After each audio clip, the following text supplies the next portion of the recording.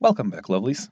Today's video will be more relaxed and laid back with yours truly and no others to interrupt.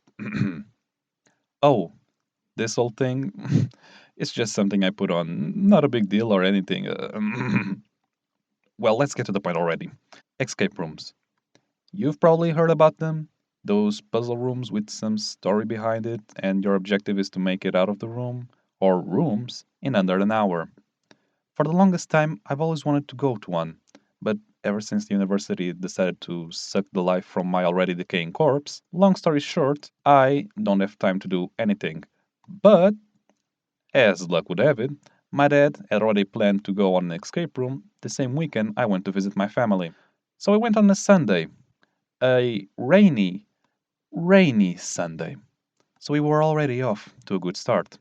We arrived a bit early, and now here's where I need to provide some context. The escape room was actually the basement of a building, with other people living there and minding their own business.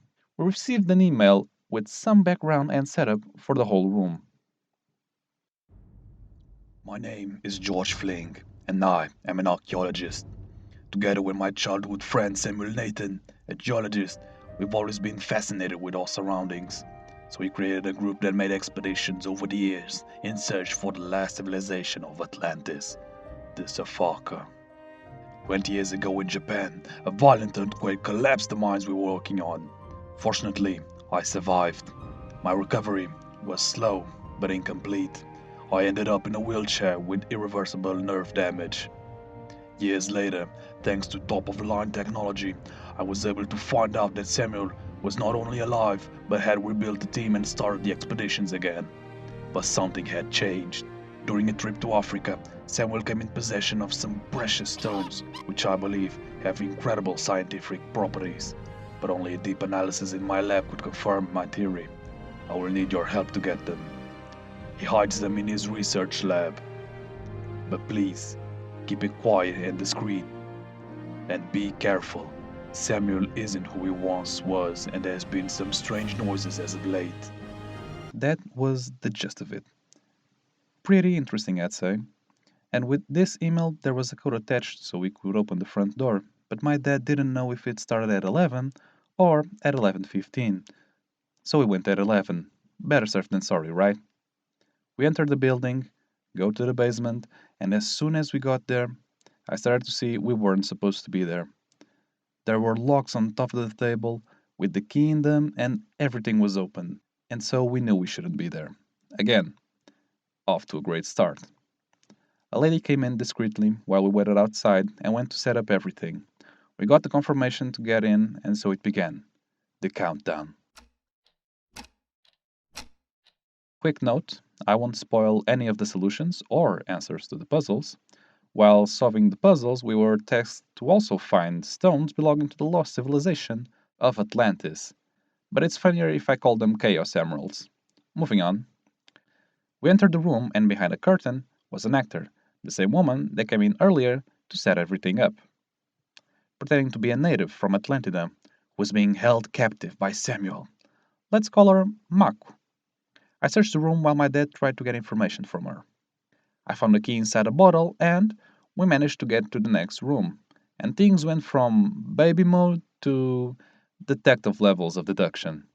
If I were to describe the room, it would be as if some conspiracy theorist went nuts and watched the Megamind as well. There were paper birds attached to the ceiling, and in the ceiling, the names of several countries. On the wall, a huge world map just full of pin needles. They were in groups of three and had different colors, sort of a pattern. Very keen observation, sir. Thank you, Watson. Alongside all of this, we found a magic square. For you lovelies out there who don't know what a magic square is, it's basically a group of squares with one number inside them each, and if you had the numbers in any direction, vertically, horizontally, or along the diagonals, it would always add up to the same number. Now back to the story. After managing to get the key to the next room, we were full of hope and excitement and ready to face whatever came our way. only to have our dreams shattered and thrown in the garbage, because the next room you had to pull some sort of witchcraft slash chemistry knowledge, and also watch all seasons of House. Awesome show, by the way. Basically, we had to mix a bunch of chemicals to give us a color while analyzing x rays taken from Maku's body, while also decrypting Viking alphabet using a periodic table. So I'll let you imagine how that fuckfest went. But, nevertheless, we managed them. And so we solved all the puzzles with 3 minutes on the clock left. We were damn proud of ourselves, but unfortunately, we didn't get one of the Chaos Emeralds, which was in the first goddamn room. So unfortunately, we couldn't save the world, but we managed to escape the escape room.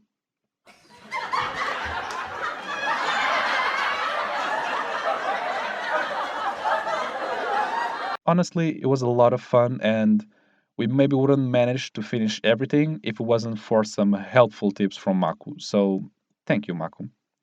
If you ever get the chance to go on an escape room, go, because honestly, it is really, really fun. I know it's a bit cliche to ask, but if you could subscribe and leave a like, it would honestly make my day a whole lot better. And I'll see you lovelies in the next video.